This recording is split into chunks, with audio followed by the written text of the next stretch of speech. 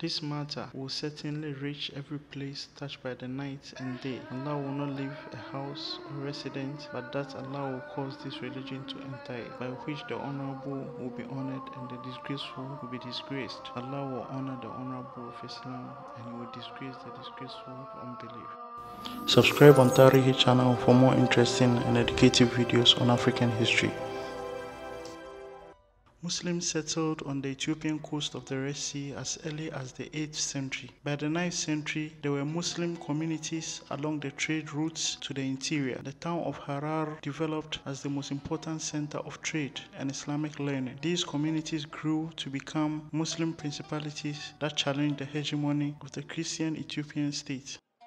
The most important outcome of the jihad of Imam Ahmad ibn Ibrahim al-Ghazi in the first half of the 16th century was the weakening of both the Christian state and the Muslim principalities. Ahmad bin Ibrahim al-Ghazi was a Somali imam and general of the Adal Sultanate who fought against the Abyssinian Empire with the help of an army overwhelmingly manned by ethnic Somalis, supplemented with the Hadiya, Afars, Hararis, and a small number of Ottoman Arabs and Turks. Imam Ahmed embarked on a conquest which brought 3/4 of Abyssinia, modern-day Ethiopia, under the power of the Muslim sultanates of Adal during the Ethiopian Adal War. The fertile highlands became subject to mass migrations of the pastoral Oromo. By the 18th century, the chiefly families of the Oromo embraced Islam. Muslim religious leaders gained prominence in the Oromo principalities of Ethiopia. Scholars received grants of land to sustain themselves, but they also criticized local rulers and ordinary believers, threatening to avoid performing the proper funeral prayers to those they considered lax in observing Islam. Sufi sheikhs established centers of higher learning, spiritual training, and devotional practice, and made rating contributions to Islamic scholarship. By the middle of the 9th century, Islam also took roots among the Oromo commoners. They fasted, turned to Islamic rather than customary law in matters of marriage and inheritance, paid the zakat,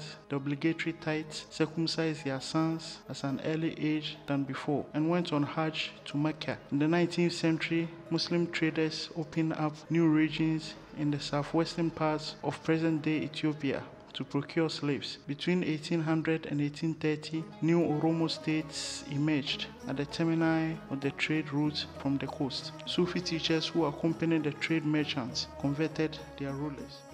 While Islam was present on the East Coast as early as 780 Common Era, it became the religion of the majority of the Swahili-speaking peoples between 1200 and 1500. Islam got into contact with East Coast when persecuted Muslims in Mecca, led by Ja'far ibn Abi Talib, the cousin of the Prophet Muhammad, peace be upon him, took asylum in the Abyssinian Ethiopian state. Between the 13th and the 16th century, the Swahili also developed a distinct culture. This Swahili Islamic civilization became quintessentially urban. Stone houses, often two-storied, walled off prosperous Swahili Muslims from commoners, and encouraged a lifestyle imbued with a special urban elegance.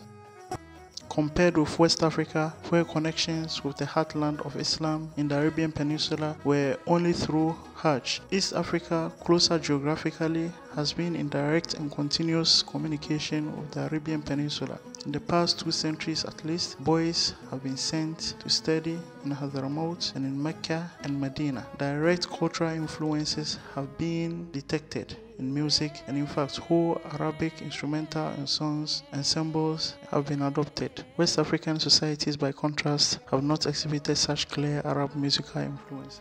Until the 19th century, Islam in East Africa remained confined to the coast, unlike in West Africa, where Islam spread far into the interior. Merchants and other settlers on the East Coast were part of the Indian Ocean trading diaspora. Their commercial connections were with lands around the Indian Ocean rather than of the African interior, and to the extent that African goods reached the coast before the 19th century, usually they were carried by traders from the interior, such as the Shona and later the Makua, and the Yao. The spread of Islam conveniently took place within a wider context, one of cultural influences and migrations. In West Africa, these movements were in the same direction, from north to south, as that taken by Islam. In East Africa, on the other hand, migrations and movements of goods from the interior to the coast were contrary to the direction Islam would have taken, that is to say, from east to west. In the 19th century, a new class of merchants and landowners with wealth from plantations and trade contributed to religious revival on the East African coast. This new merchant class was responsible for a dramatic increase in the number of mosques and schools, which further augmented the opportunities of employment for men of religion. The more important ulama or scholars spent time in Arabia, mainly in Mecca and Medina. Along with the increasing depth of scholarship, literacy became more popular and widespread due to the growing importance of Sufi brotherhoods in the 19th century. Omani sultans encouraged migration from Hadramaut to the East African coast, but the new arrivals were not assimilated in the Swahili society. For them, the term Swahili implied lower status and even contempt. Those who claimed Arabian origins maintained close ties with their homeland and cultivated what may be described as normative Islam, thus widening the gap with the ordinary Swahili. Mutual estrangement between Swahili and Arabs explains why the former cared nothing for Islamic revivalism. The slow process of Islamization in East Africa beyond the narrow coastal strip started early in the 19th century, when people of the immediate hinterland began frequenting Mombasa with products of the interior. The process was accelerated in the third quarter of the 19th century, when Muslims from the coast settled in farms in the interior,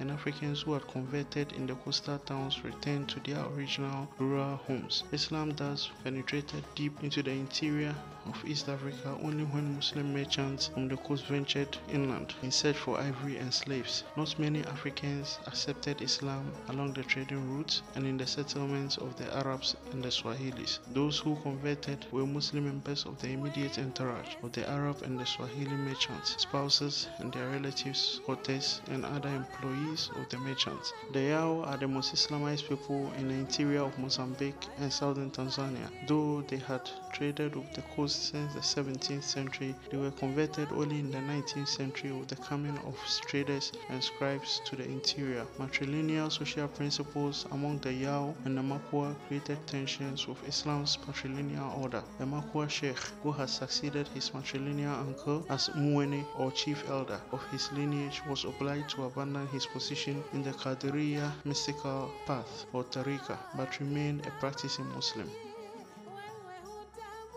Buganda is the only centralized state in East Africa that might have experienced patterns of Islamization similar to those of kingdoms in West Africa. Kabaka Mutesa came under the influence of Muslim merchants, built mosques, and obliged his chiefs to pray. Muslims held important positions as heads of provinces and as commanders of the royal guard. The influence of Islam in Buganda was arrested, particularly after the British conquest, because of fierce competition with the Protestant Roman Catholic missionaries. Nevertheless, Bugandan Muslims migrated throughout the region of the Great Lakes and became important agents of conversion well outside their homeland. Islam reached South Africa with free people and slave migration from Malaya and the islands of the Indian Ocean. The process of conversion during the last decades of former slavery between 1798 and 1838 might have constituted South Africa's golden age of Islam. In 1838, manumission among Muslims was faster than among Christians and became a powerful inducement to embrace Islam. Slaves appear to have enjoyed being of a religion opposed to that of their owners.